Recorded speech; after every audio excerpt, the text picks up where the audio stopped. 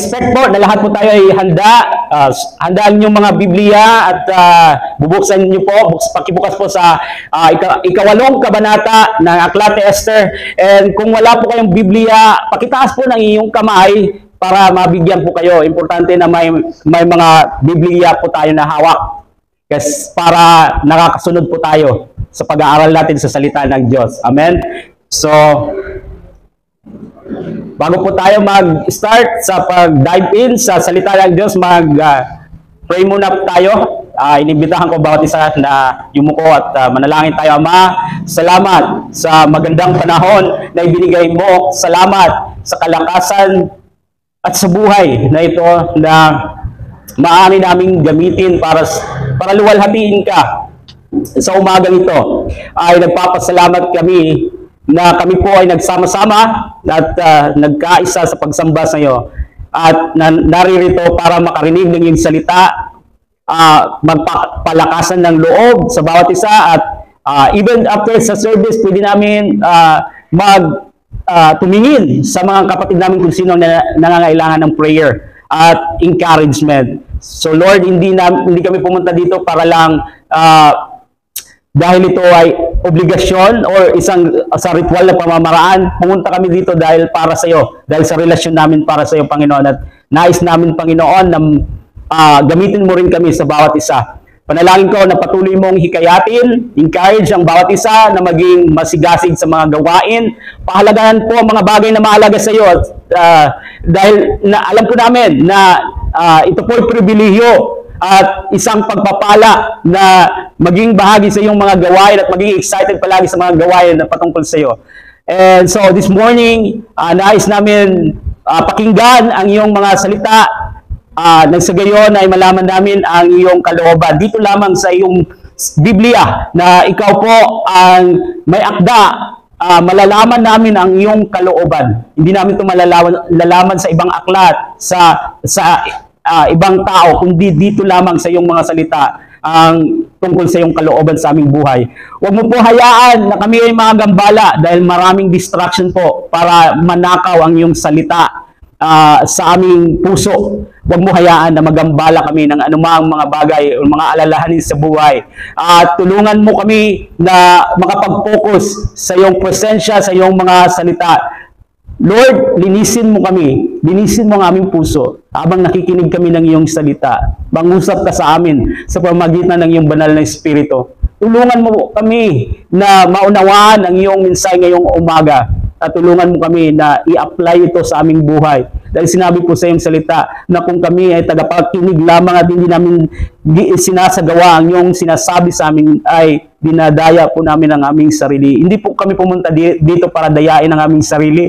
Pumunta kami dito para malaman ang katotohanan at ang katotohanan ay pahintulutan na magpalaya sa amin. Ayan, sinabi sa iyong salita na ang katotohanan na magpapalaya sa amin, Panginoon, sa anumang gumagapos na kasalanan sa aming buhay. Bigyan mo po kami ng mapagpakumbabang puso, malambot na puso, na papahintulutan kang mangusap at papahintulutan kang baguhin kami kahit pa, Panginoon, masakit. Kahit pa, Panginoon, kami ay tatamaan nito dahil ang iyong salita ay talagang mangungusap sa area ng buhay namin na kailangan na linisin, sa anumang bagay na dapat linisin upang kami, Panginoon, ay magawa naming mabuhay ng kalugod-lugod at napaparangalan ka. Ito ang dalangin ko po sa pangalan ni Jesus. Amen. So, ayon sa history, let me give you muna about sa history, about sa panahon na kung saan na ang Persia ang makapangyarihan sa panahon ito. Tinipon ni Xerxes, Haring Xerxes, ang buong council sa pakikipagdigma para sa lakayin ang Grisya. And alam niyo yung story na ito dahil napapanood ito ninyo na sino po ang nakapanood na ng 300 Spartans? Wala sa inyo nakapanood ng 300 Spartan. Sa istorya, labanang ito ay tinatawag na the Battle of Thermopylae. Labanan sa Thermopylae. Sinasabi ng mga scholars na sa pagitan ng 120,000 at 300,000 ang puwersang dumating upang sakupin ang Gresya. So nakarating sila sa Thermopylae and kilala nyo ang leader ng mga Sparta, di ba? Kung nakapanood kayo, si Leonidas, na kung saan alam niya na pwersa niya ay maliit lamang kumpara sa pwersa ng mga Persians. But then, pinalakad niya ang kanyang hukbo na nasa, again, 300 soldier lamang, 300 Spartans, at nagbantay sila para itaboy ang mga hukbo na galing sa Persia o hukbo ni Haring Xerxes. And we know, based from the history, na mga hukbo ng mga Persia ay natalo ng hukbo ng mga Gresya. Alam natin from the history na ang pumalit na makapangyarihan sa buong mundo ay ang imperyo ng Gresya, Greece. And sa panahon ni Jesus, sino na ang sumunod sa Gresya? Ang mga Romano, ang Roman Empire. Now, back to the story, sa Book of Esther, sa unang kabanata, pinapunta ni Haring Xerxes ang kanyang mga tauhan sa kanyang asawa para imbitahan si Queen Vashti na pumunta sa kanilang party upang iharap siya sa mga kalalakihan pero mga lasing. And so, nag-refuse si Queen Vashti and napahiya si King Xerxes, and sinabi ng mga tagapayo ni King Xerxes, alam mo, hindi magandang ginawa ng asawa mo kasi gagawin din yan ng mga kababaihan sa imperyo na hindi sila magpapasakop sa kanilang mga asawa. So, they advised King Xerxes na patalsikin siya sa trono. Tanggalin siya sa trono, and ginawa ni King Xerxes. And then, nagsagawa sila ng beauty contest, you remember, sa chapter 2, para makita nila, mahanap nila ang magiging kapalit ni Queen Vashti. Remember, si Esther, isang orphan, ulilang Hudyo, ang nanalo sa contest na ito, and so, she was placed by God sa posisyon ng kapangyarihan. And chapter 3, tama, chapter 3, biglang nabanggit ang isang taong nagangalang si Haman na galit sa mga Hudyo at kalaban ng mga Hudyo. Siya ay napromote sa kapangyarihan na kung saan siya ay ang pangalawang makapangyarihan sa buong kaharian ng Persia. And nais niyang lipulin ang lahat ng mga Hudyo sa kadahilanan na hindi yumukod si Mordecai sa kanya. And so, nagalit siya at gumawa siya ng bitayan upang dito bitayin si Mordecai. And then, si Esther ay naglakas ng loob na pumunta sa hari, and napakadelikado nito dahil hindi siya inanyayahan and maaari siyang maparusahan na siya ay bitayin. Ngunit, makikita natin yung favor ni God sa buhay ni Esther. Ibinigay ng king ang scepter sa kanya, isang bato nito na kung saan nagbibigay ng pahintulot na maaari kang makalapit sa kanya. And so, inanyayahan ni Esther ang hari at si Haman na pumunta sa piging, pumunta sila sa party, sa banquet na inihanda ni Queen Esther, and tinanong siya ng king, ano ang request mo at kaya kong ibigay sa iyo kahit ang kalahati ng kaharian. Really, this is behind of this, alam natin kung sino ang nagbibigay ng favor kay Esther.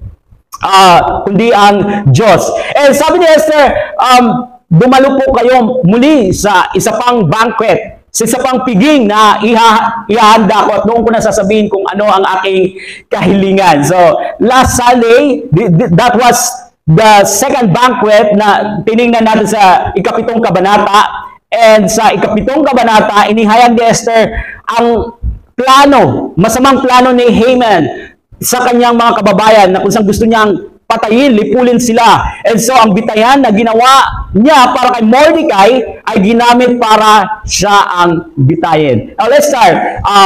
So, patay na si Haman, in-execute siya. So, makikita natin verses 1 and 2 na ang dating kay Haman na mga ari-arian ay binigay kay Mordecai. Verse 1, ng araw ding iyon, ang mga ari-arian ni Haman na kaaway ng mga Hudyo ay binigay ni Haring Xerxes kay Reyna Esther. Napabilang rin si Mordecai sa mga kagawad na malapit sa hari, sapagkat sinabi ni Esther na magkamag-anak sila. So, ilang taon bago ito, remember, nakita natin na hindi gusto ni Esther na malaman ng iba ang tungkol sa kanyang identity, di ba? Ang pagiging Hudyo niya. At hindi rin niya nais na i-reveal na magkamag-anak sila ni Mordecai.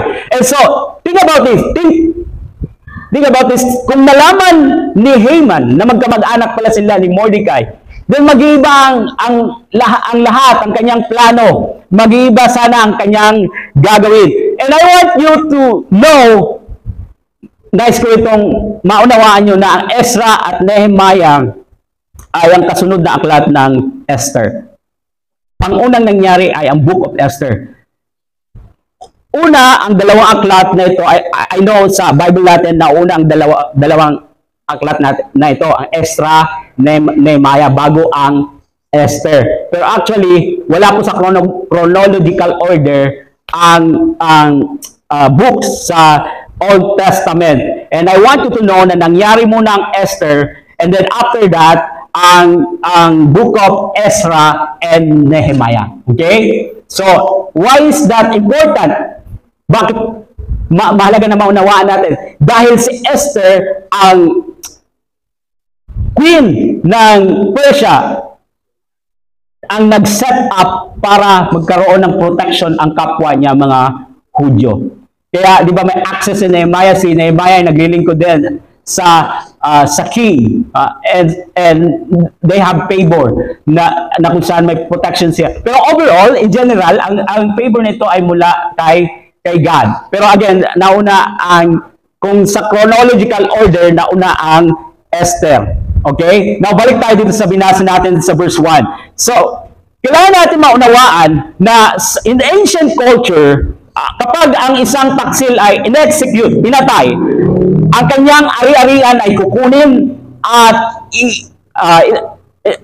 in fact, dito sana kay Cersei sana maaari sana maging mayaman siya, kinuha sana niya yung pera ari-arian ni Haman at kinip niya sa kanyang sarili. Pero pansin ninyo, mahal na mahal niya si Esther, and this is favor from God, na kung saan kumikilos ang Diyos sa puso ng king para bigyan ng favor si Esther. And so sa halip na ikip niya yung mga ari-arian ni Haman, ibinigay niya kay Esther. And sa dulo ng unang talata ay makikita natin na at last na nalaman din ni king na magkamag-anak sila si Esther at Mordecai ay magkamag-anak. Verse 2, ang singsing na pantatak ng hari ay kinuha kay Haman at binigay kay Mordecai na siyang ginawang katiwala ni Esther sa dating bahay ni Haman. So, remember po, di ba, ang lamesa bumaliktad na ngayon dahil nagalit ang king kay Haman. Ang ginawa ni Haman na bitayan ay sarili niya mismo ang ibinitay dito sa ginawa niyang bitayan, imbis na si Mordecai. At kinuha ng king ang kanyang authority at ibinigay kay Mordecai. So, sino man gumawa ng pagtataksil, kukunin ang lahat ng kanyang ari-arian na mayroon siya at kukunin ang lahat na mayroon sa taong ito at ang pamilyang ito. And ang reason para walang magawa siyang paghihiganti. Kung naalala nyo, di ba, walang reward kay Mordecai sa pagtuklas ng plano ng dalawang tao sa pagpatay ng king. But dito, ngayon, sa wakas, nakatanggap siya ng reward. Ibinigay sa kanya ang ari-arian ni Haman at ibinigay sa kanya ang singsing. Now, later, nais kong maunawaan ninyo kung gaano kahalaga ang singsing na ito. Pero ito po yung lesson dito.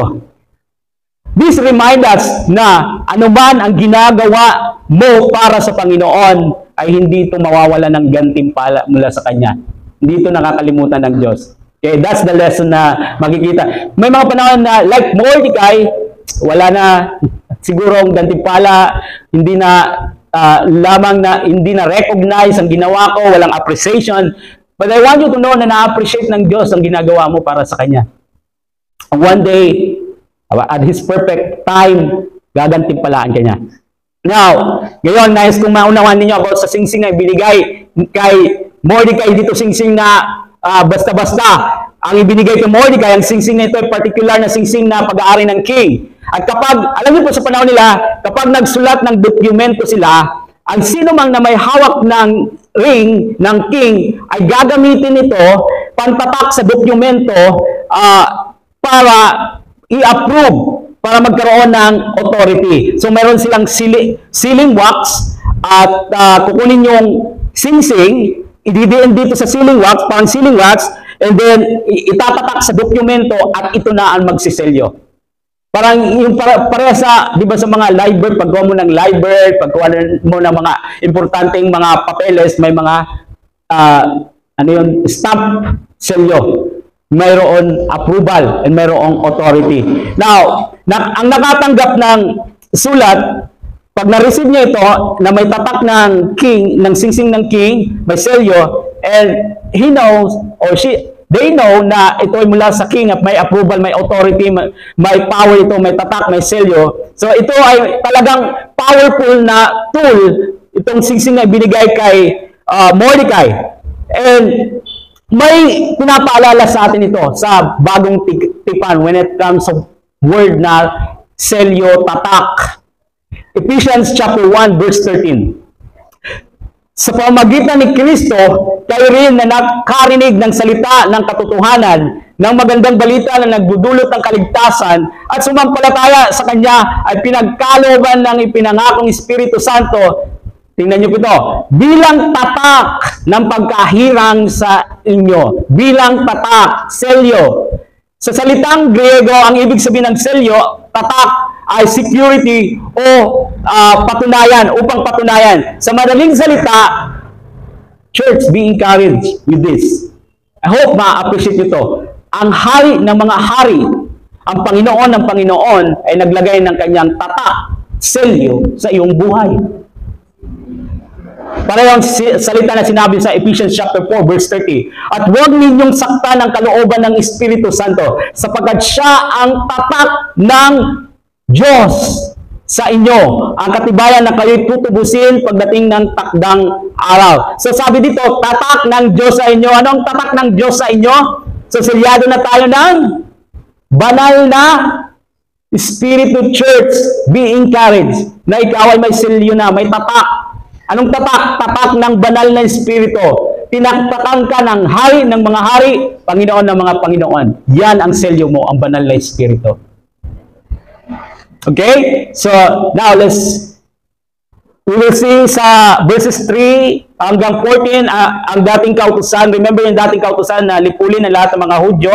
Ang dating kautusan na kamatayan ay pinalitan ng isang kautusan para sa protection. So, verses 3 to 6, nakiusap si Esther sa hari na i-revoke, patigilin, bawiin ang kautusan na naibigay ng kautusan na kamatayan. Verse 3, minsan,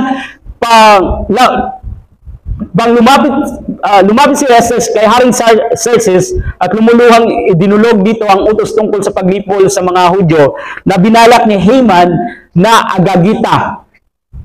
Now, importante ito na maunawaan natin. Alam niyo po, ang Persia, kapag naglabas ng kautusan, kailangan ipatupad dito ng king at hindi na mababawi. So, hindi na ito ma-revoke, hindi na mababawi ang unang utos na patayin ang mga Hudyo. Kapag ang hari gumawa ng utos, then kailangan niyang itong ipatupad, hindi na mababago. Kaya talagang malaking problema ito kay Esther at Mordecai at sa kapwa nila mga Hudyo. Ngunit, may kailangan silang gawin dito sa problemang ito. And praise the Lord sa karunungan na ibinigay sa kanila.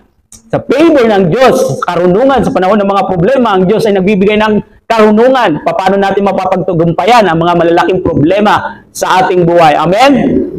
Si God, James chapter 1, kung sino sa inyo nagkukulang ng wisdom, ay maaari kayong humingi ng wisdom, karunungan sa Kanya, paano natin haharapin ang mga problema, pagsubok sa ating buhay.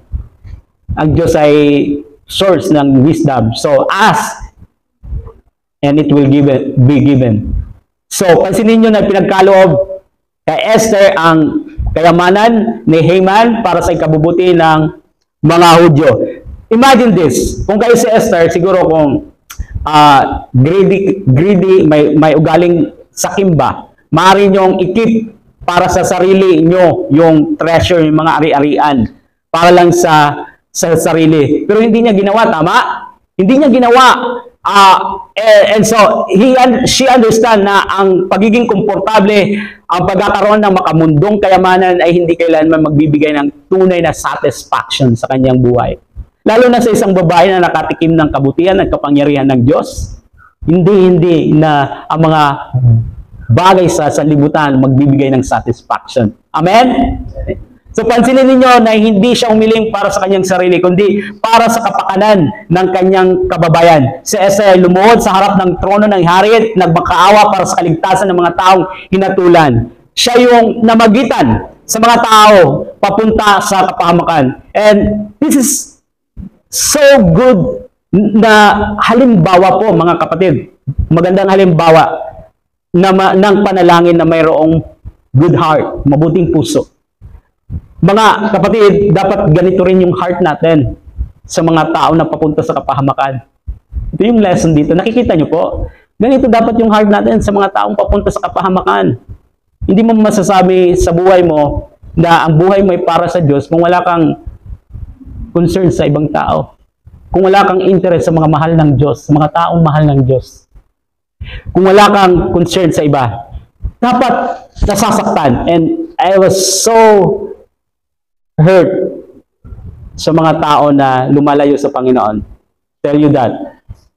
During my time, Panginoon, Lord, balik mo po sila, Panginoon, sa iyo kahit sa ibang simbahan magpatuloy, pero wag mo hayaan na sila ay maging makamundo. Wag mo hayaan, Lord, na mamuhay sila sa sarili nila. Kundi, Lord, magpatuloy sila sa paglilingkod. Yun, ganito ang itinuturo sa atin ng Panginoon na nasasaktan ang puso natin sa mga tao na papunta sa kapahamakan. Dapat nasasaktan ka kapag nakikita mo mga taong puno ng sakit sa buhay, miserable dahil hiwalay sila kay Kristo. At alam natin yan, hiwalay kay Kristo, miserable ang buhay. Ngunit, we need to act as well. Kumilos tayo. Paano natin gagawin ito? Like Esther. Let's come to the throne of God.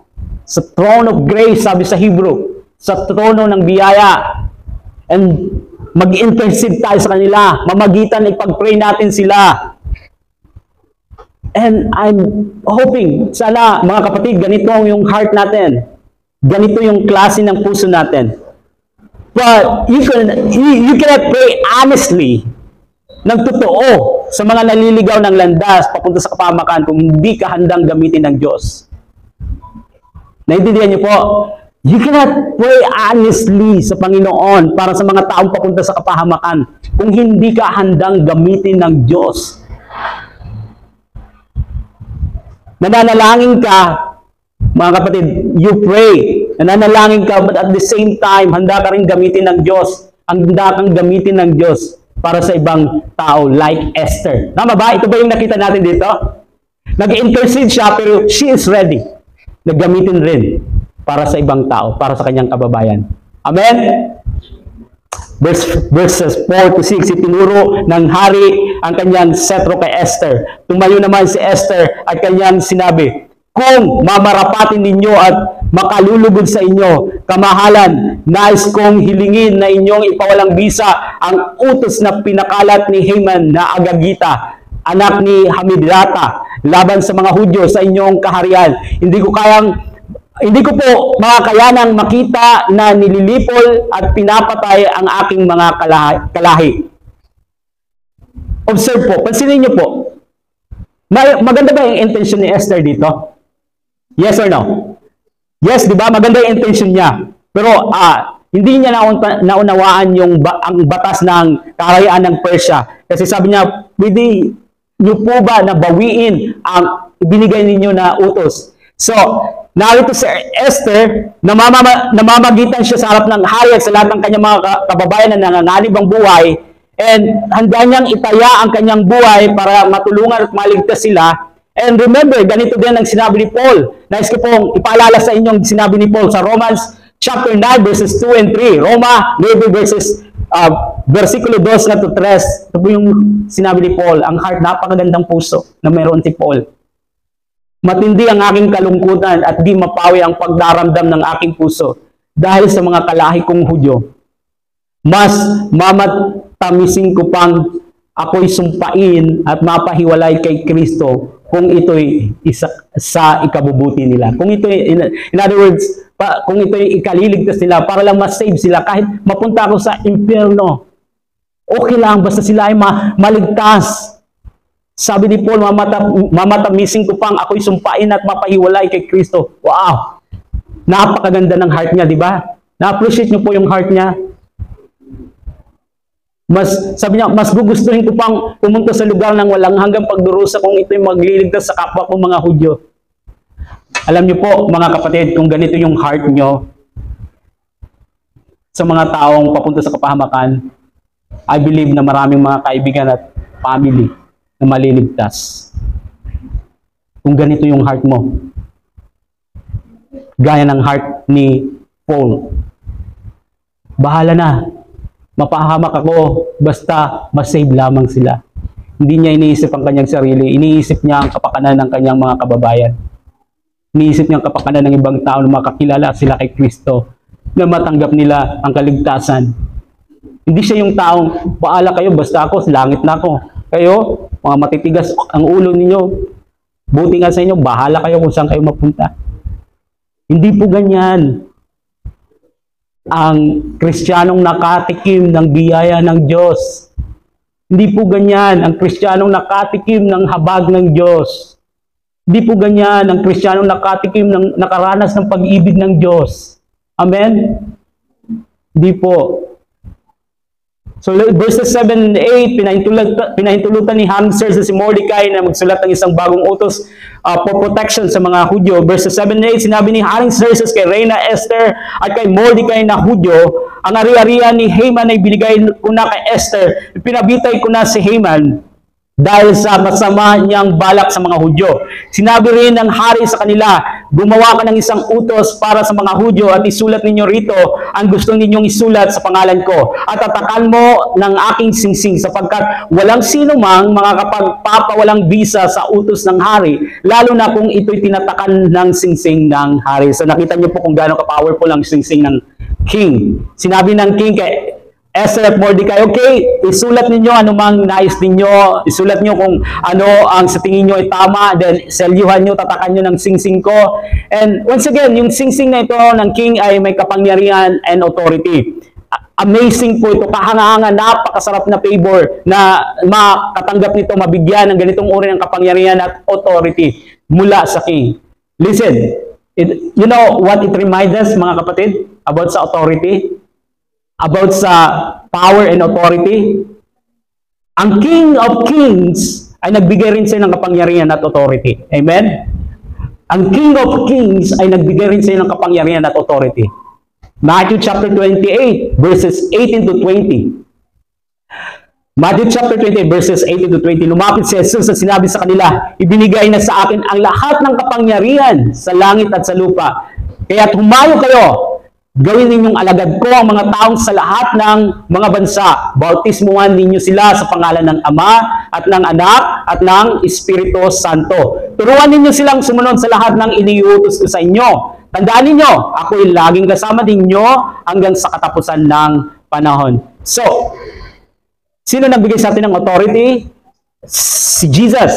Meron tayong napakagandang kapangyarihan, authority na pinagkaloob sa atin upang gumawa ng mabuti. May power tayo, may authority tayo against the demons. May authority tayo, may power tayo na magpagaling sa pangalan ni Jesus sa mga may karamdaman, may sakit. Tayo ay may authority at kakayahang magbahagi ng ebanghelyo sa ibang tao, upang hindi lamang na ang buhay nila ay mabago, kundi pati na rin mabago ang destinasyon ng kanilang buhay. And I want you to understand na kapag inutusan tayo ni Jesus na gawin ang isang bagay, malaga po ito na maintindihan ninyo. Alam niyo po, ang mga imposible mga bagay ay nagiging posible. From impossible to possible. Kapag si Jesus ang nag-utos sa atin, from impossible things, it goes to possible. Amen? Halimbawa, ito po naalala niyo yung kwento, di ba? Alam niyo itong kwento na ito kung nagbabasa kayo ng Biblia. Sinabihan ni Jesus ang isang tao na hindi nakakalakad. Isang layman. Ano sabi ni Jesus? Bumangon ka. Sabi ni Jesus, siguro mas gentle pa yung salita niya kaysa sa boses ko. Bumangon ka. And then walk. Di ba? Naalala niyo yung story na yan? Kung ikaw nandiyan dyan, sa isipan mo, nakita mo na lumpo ang taong to hindi nakakalakad. Sa isip mo, malinaw talaga na hindi makalakad yung taong to. And sa isip mo, sasabihin mo, Jesus, di mo ba nakikita? Pilay ang lalaking yan, Jesus, pinababangon mo. Hindi nga makalakad, sasabihin mo, bumangon siya. Logic, di ba? Sa logic, di ba? Sa logic na pag-iisip. Bakit mo sinasabi na bumangon kung pilay nga, hindi nga makalakad? Naiintindihan niyo po? Na-appreciate niyo po yung story nito? Bakit mo, sa isip, bakit mo pinababangon ang lumpo at pinalalakad? Hindi na siya makalakad, di ba? Kung sa tao lang na pag-iisip. Pero alam natin, kasi fast forward naman tayo, alam na natin kung anong power ni Jesus, di ba? Pero many times sa ating buhay, nagda-doubt tayo, many times hindi natin nakikita kung gaano ka-powerful lang ang Diyos sa buhay natin. Ay nakikita natin yung problema. So, when sinabi ni Jesus, di ba? Sabi ni Jesus, remember, sabi niya, pumangon ka, then walk. Kapag sinabi ni Jesus, bumangon ka, hindi na siya lumpo. Amen? Pag sinabi ni Jesus, lumakad ka, hindi na siya lumpo. Sa isip mo, lumpo siya. Sa isip mo, hindi siya makakabangon. Pero pag sinabi ni Jesus, ang imposibleng mga bagay, ay napupunta sa posibleng mga bagay. Amen? Palakpakan po natin ang Panginoon. So, meron na siyang kakayahan na bumangon at maglakad. Sa pangalimbawa, marami pa ang mga kwento dito na hindi natin na-appreciate. Pero nais kitong makita ninyo. Marami pa, pero isa pa na halimbawa. Remember si Lazarus. Sabi niya, di ba patay na si Lazarus? Nangangamoy na nga yung katawan niya siguro. Kasi, and then nakabalot na siya ng bandage. Lahat ng katawan ay binabalot sa kanilang kultura. And so, sabi ni Jesus, nang dumating siya sa libingan ni Lazarus, sabi niya, Lazarus, tinawag niya si Lazarus, Lazarus, lumabas ka! Sa isip niyo, kung nandito kayo, sa isip niyo, nako, Jesus, patay nga, hindi ka ba nakakaintindi? Patay na nga ang tao. Tapos sasabihin mo, lumabas sa libingan, wala ka bang logic? Patay nga. Bakit mo pinapalabas sa libingan? Pero pag sinabi ni Jesus, may kapangyarihan ang salita ni Jesus. Pag sinabi ni Jesus, lumabas ka, ang salita niya ay higit na makapangyarihan kaysa sa kamatayan. Ito ay mas makapangyarihan. Ang salita ni Jesus. At maaaring sa buhay mo, sinasabi mo, Lord, weak lang ako, Lord. Ano ba ito, Lord? Ang hina ko naman. Kaya mo sinasabi, ang weak ako, Lord. Hindi ko kaya, Lord. Palagi kang pity, self-pity. Ikaw lang naawa sa sarili mo ng Panginoon. Sinasabi niya, kaya mo yan. Pero sa sarili mo, permi kang self-pity. Napakahina ko, Lord. Hindi ko kaya, Lord. Mahina ako. Hindi ko kaya, Lord, mag-share. Hindi ko kaya, Lord, mag-lead. Lord, hindi ko kaya umarap sa tao. Lord, hindi ko kaya harapin ang problema ko. Quit believing sa kasinungalingan ng kaaway. Quit believing sa kasinungalingan ng iyong laman dahil hindi ito ang sinasabi ng salita niya. Amen? Minto ka na sa kasinungalingan yan na hindi naman sinabi ng Biblia. Binigyan tayo ng, remember, ng power and authority. Binigyan tayo ng kapangyarihan at authority para mabuhay bilang kanyang mga anak. You are the son. You are a daughter. You are a son. You are a daughter ng King of Kings, Lord of Lords. Be proud na ikaw anak ng hari ng mga hari. Be confident na ikaw ang hari. Di ka confident sa sarili mo, confident ka sa Kanya. Amen? And that means, you have the power and authority to love others. May power ka mag-forgive. May power and authority ka magpagaling sa pamagitan ng Espiritu sa pangalan ni Jesus. And you have power and authority na mamuhay gaya ng pamumuhay ni Jesus. You can do all things through Christ. Amen? So, now let's move forward. So, huwag kayong, bago tayo mag-move forward, let me repeat it, na huwag kayong magpadala palagi sa kasinungalingan ng kaaway, na hindi mahina ka, hindi mo kaya, dahil you have Jesus Christ sa iyong buhay na makapangyarihan. And you are given power and authority. Amen? So, now verses 9 to 14, matagumpay na naisulat ni Mordecai, and then naipadala ang mga utos to protect the Jews, to save the Jews from every province na kung saan mayroong threat sa kanila. And verse 9, nang ika-23 araw ng ika-3 buwan, pinatawag lahat ang mga kalihim ng hari. Ipinasulat ni Mordecai sa kanila ang isang liham tungkol sa mga Hudyo upang ipadala sa mga gobernador at mga tagapangasiwa at mga pinuno ng 127 lalawigan mula sa India hanggang Ethiopia. Ang utos ay nakasulat sa wikang ginagamit sa lugar na padadalhan. So, ilang taon po nakalipas bago ito, remember, handa na sana si Haman na lipunin lahat ng mga Hudyo, but now, wala na siya, in-execute kasi siya. Ngunit sa muli, hindi na mababawi ang kautusan, nalipulin ang mga Hudyo, pero gumawa ng paraan si God para masave ang mga Hudyo through wisdom na binigay kay Mordecai na ang nilalaman ng liham na sinulat niya ay ang patungkol sa pagtatanggol ng mga Hudyo sa kanilang mga sarili. Protektahan ang kanilang mga sarili na pinadala sa 127 probinsya sa lahat ng mga lugar na kontrol ng Persia. And so again, it is yung content ng letter is about sa pag-depend ng kanilang mga sarili. Verse 10, ang sulat na ito ay sa pangalan ni Haring Xerxes at may tatak ng singsing nito.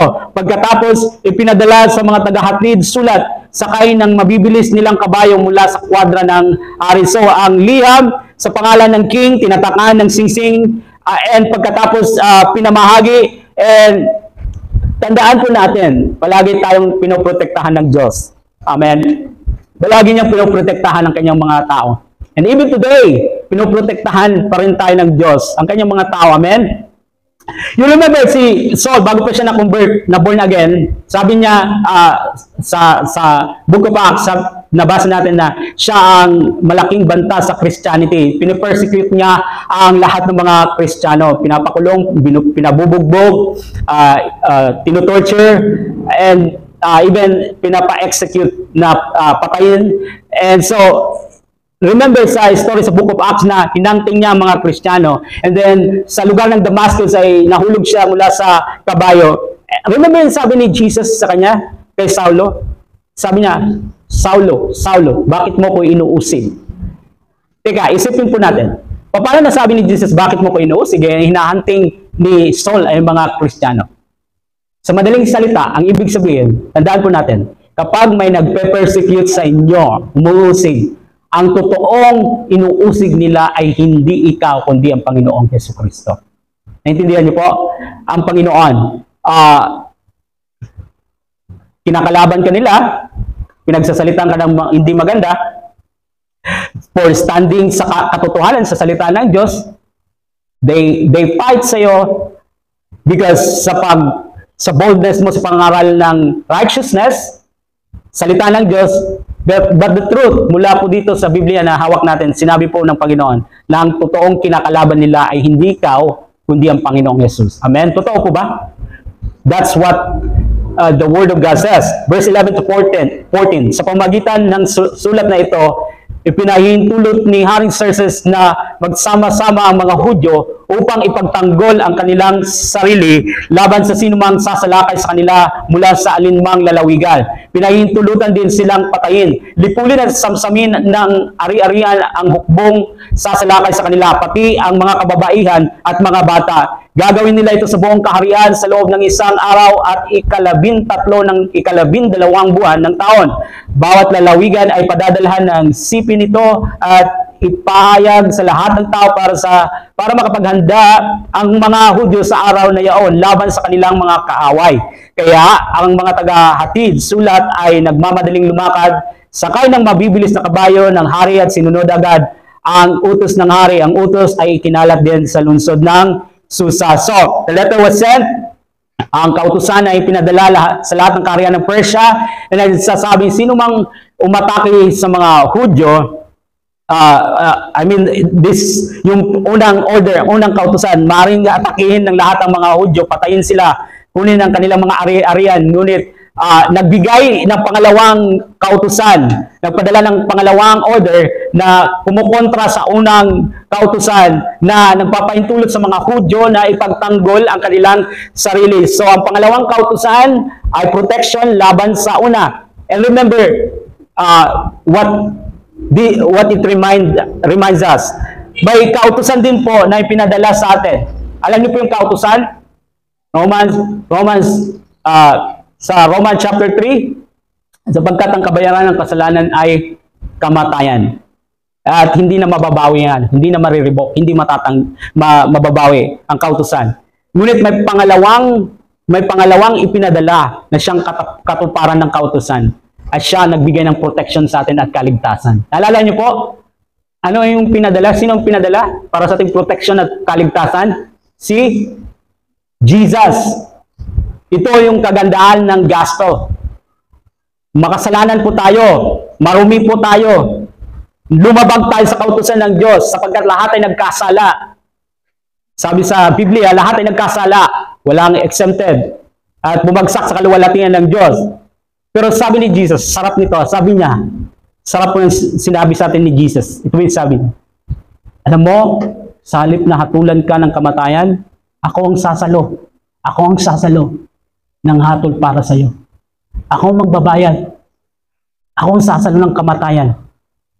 Ako ang magbabayad sa iyong mga kasalanan sa pamagitan ng pag-alay ng aking buhay. Purihin ang Diyos. Amen? Salamat sa Panginoon. Palakpakan po natin ang Panginoon. Verses 15 to 17, na dating kalungkutan ng mga Hudyo na palitan ng kagalakan. Verse 15, nang lumabas ng palasyo si Mordecai, pinagbunyi siya ng buong lungsod ng Susa. Suot niya ang mahalikang kasuotan. Putit asul ang kanyang damit, pinong lino na kulay ube ang balabal at malaki ang korona ng ginto. Now, ang kulay lila, ube, purple, ay kasuotan po ito ng damit po ito ng mga maharlika. And kapag nagpagawa ka nito, hindi lamang na special na kulay ito, kapag nagpagawa ka, mahal po ito. Bihira lang ang nakakapagpagawa ng damit na ito na lila na kasuotan, purple na kasuotan. Pasinin nyo na yung pananamit ni Mordecai dito, nakadamit siya ng maharlika. Ilang araw bago ito, ano yung suot niya? Anong suot po niya? Sackcloth. Sako na sinuot niya. Ito yung kasuotan panluksa. Ngayon, nakadamit siya ng bongga. Kung sa salita pa natin, marangya. Ngunit ngayon, ibinigay sa kanyang maharlikang damit. So lahat na nakuha ni Haman mula sa kanyang panluloko, panlilinlang, at alam niyo po, lahat ng mga maruming bagay na nakuha lahat ng mga bagay na nakuha sa maruming paraan ay hindi po magtatagal. Kumpara kay Mordecai, hindi ito ang habol niya pero hinantipalaan siya ng mga bagay nito na hindi niya hinahangad. So, this is what happens sa mga nag-grow sa pananampalataya. Hindi ibig sabihin na Kristiyano ka, na makakatanggap ka ng ganitong uri ng maharlikang pagtrato mula sa mundo, gaya ni Mordecai. Ngunit, again, itinaya ni Esther ang kanyang buhay, maging si Mordecai, pagkatapos ginantimpalaan sila at alam natin na ito ay pabor mula sa Diyos. So, the same na paraan, gagantimpalaan ka ng Diyos sa perfectong panahon. Ito po ay favor from God. And ito pa yung resulta ng favor ng Diyos sa Israel, verses 16 to 17a. Masayang-masaya po sila. Ito yung malaking karangalan ng mga Hudyo. Masayang-masaya sila sa lahat ng dakong naabot ng utos ng hari. Nagpista sa tuwa ang mga Hudyo.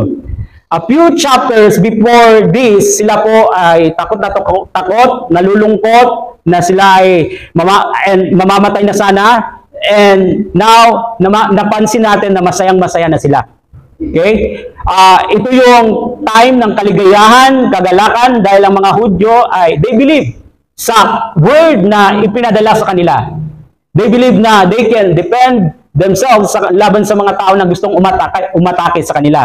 So hindi sila matutuwa kung hindi sila naniwala sa word, sa mensahe na ipinadala sa kanila. Walang ibig sabihin ng kautusan maliban lang kung sila ay naniwala. And the same with the word of God, it brings joy sa ating puso. Ang word of God nagbibigay ng kagalakan. Pag walang word of God sa buhay mo, ano po?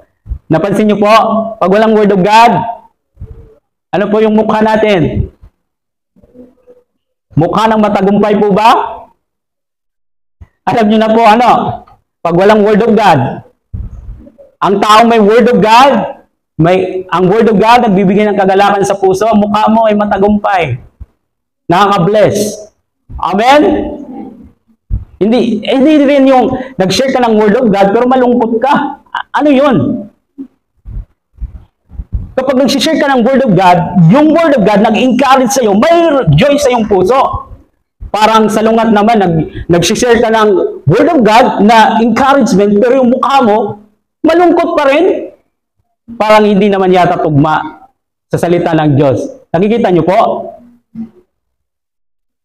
What the word of God brings sa ating puso ay kagalakan.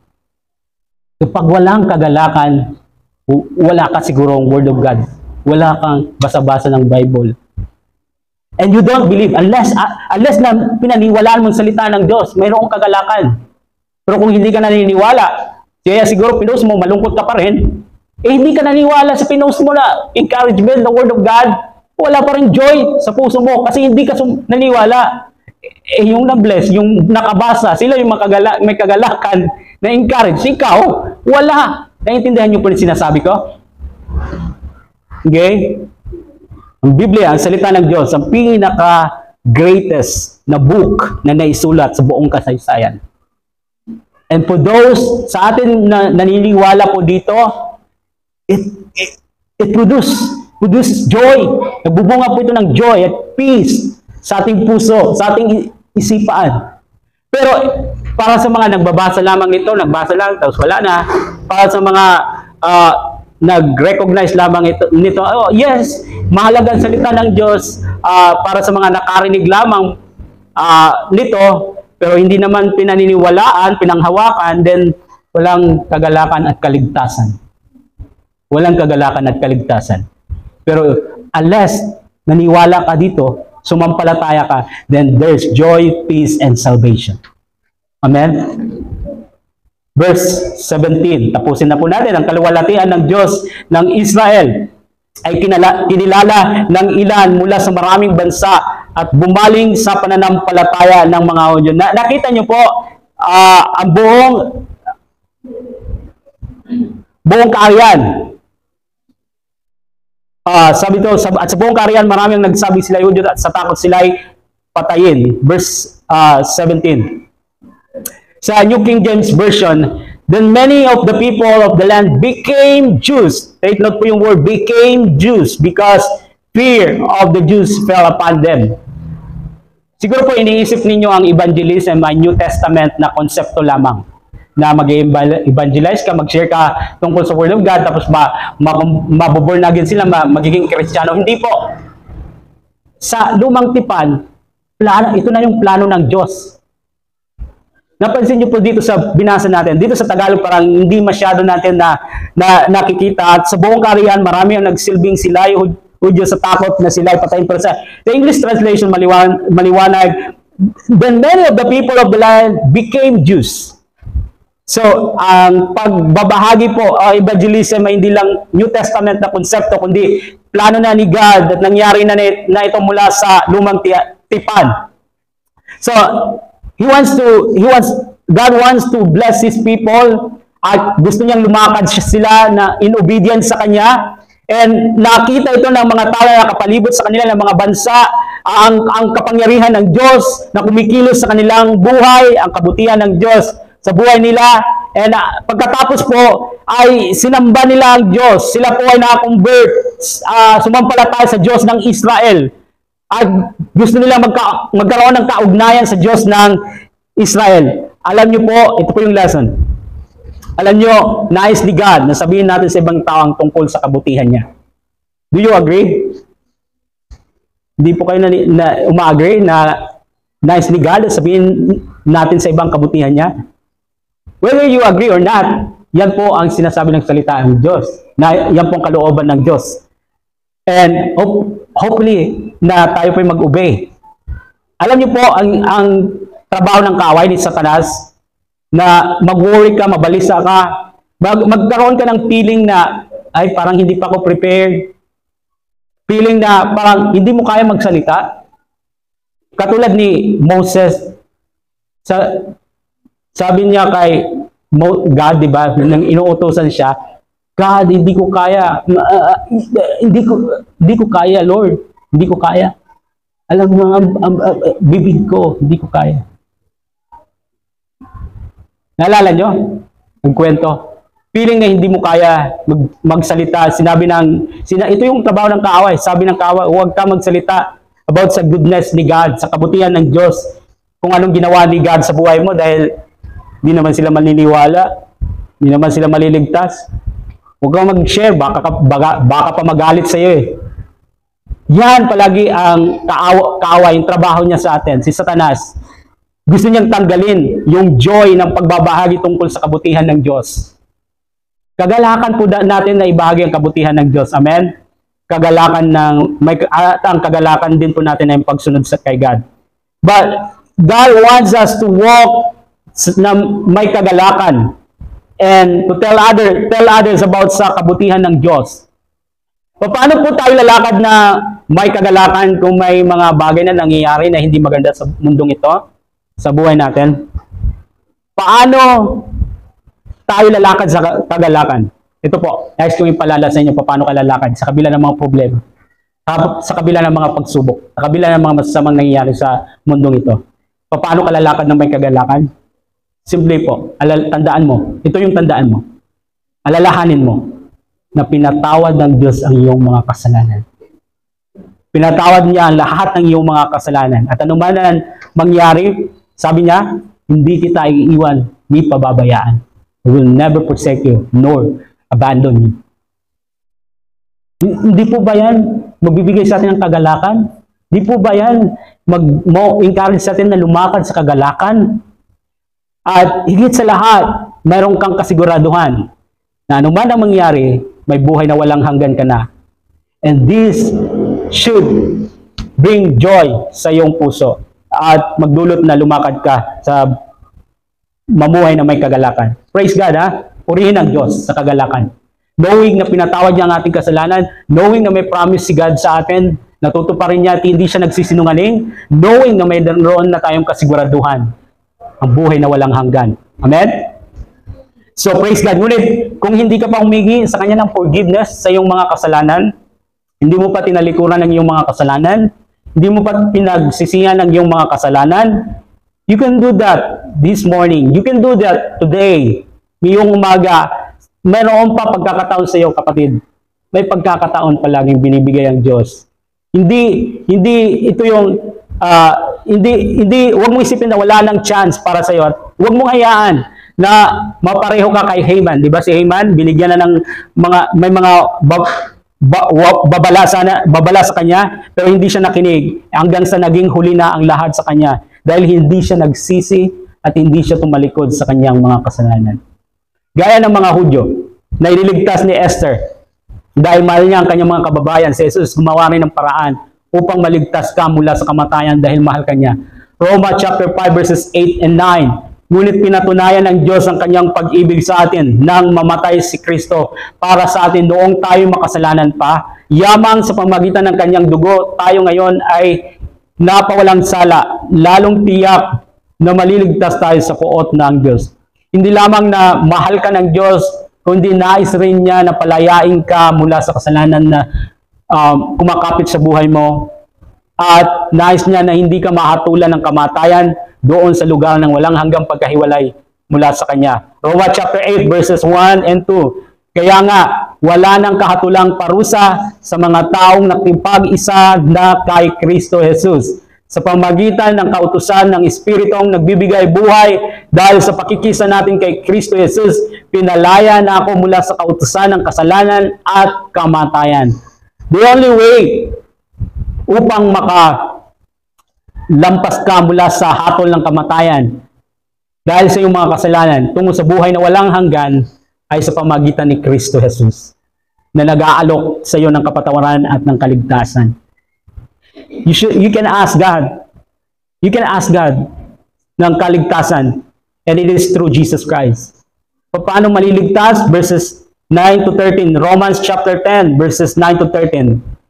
Kung ipahayag ng iyong bibig na si Jesus ay Panginoon at buong puso kang sasampalataya na siya ay muling binuhay ng Diyos, maliligtas ka.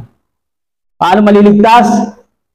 Ulitin ko po. Kung ipahayag ng iyong bibig na si Jesus ay Panginoon at buong puso kang sasampalataya na siya ay muling binuhay ng Diyos, maliligtas ka sapagkat sumasampalataya ang tao sa pamagitan ng kanyang puso at sa gayon ay itinuturing na matuwid ng Diyos. Nagpapahayag naman siya sa pamamagitan ng kanyang bibig at sa gayon ay naliligtas. Sinabi nga ng kasulatan, ang sino mang sumasampalataya sa kanya ay hindi mapapahiya. Kaya't walang pagkakaiba ang katayuan ng Hudyo at ng Hentel. Iisa ang Panginoon ng lahat at siya ay masaganang nagbibigay sa lahat ng tumatawag sa kanya dahil sinasabi ng kasulatan, maliligtas ang lahat ng tumatawag sa pangalan ng Panginoon. Kung ipapahayag mo sa iyong bibig na si Jesus ay iyong Panginoon, Lord, ayoko nang mamuhay na ako ang nasusunod. Ikaw maging Panginoon. Ikaw masunod sa buhay ko. At buong puso na sasampalataya ka na siya ay muling binuhay ng Diyos. Then, maliligtas ka. Allow God. Allow Jesus na maging Panginoon ng iyong buhay. Allow Him na mag-take control, mag-take over sa buhay mo. Repent. Haligdan mo ang iyong mga kasalanan. Turn to God. Ask for forgiveness. Let God, allow God to set you free. Palayain ka sa anumang mga kasalanan na kumukontrol sa iyong buhay. For those na born again na, praise God. Amen? Purihin ang Diyos na pinatawad ka na niya, iniligtas ka niya. Purihin ang Diyos na siya ay Panginoon ng iyong buhay. Purihin ang Diyos na buong sumampalataya ka, buong puso kang sumampalataya na siya ay muling nabuhay. Purihin ang Diyos na sumampalataya ka at tapos nang binayaran ni Jesus ang ating mga kasalanan doon sa cross ng Kalbaryo para mapatawad ang ating mga kasalanan. Purihin ang Diyos sa kagalakan na meron tayo araw-araw. Amen? Dahil pinatawad tayo ng Diyos at sa buhay na walang hanggan. Christian, maging masaya ka. Huwag mong piliin na palaging malungkot. Maging masaya ka. Magalak ka dahil sa kapatawaran ng mga kasalanan at kaligtasan na natanggap mo mula sa Panginoon. Amen? Purihin ang Diyos. Purihin ang Diyos. Maging masaya ka. Piliin mo maging masaya dahil may dahilan na maging masaya. Kung may Panginoon ka, may Jesus Christ ka, may dahilan palagi kung bakit tayo dapat maging masaya sa kabila ng mga pagsubok, sa kabila ng mga problema. Amen?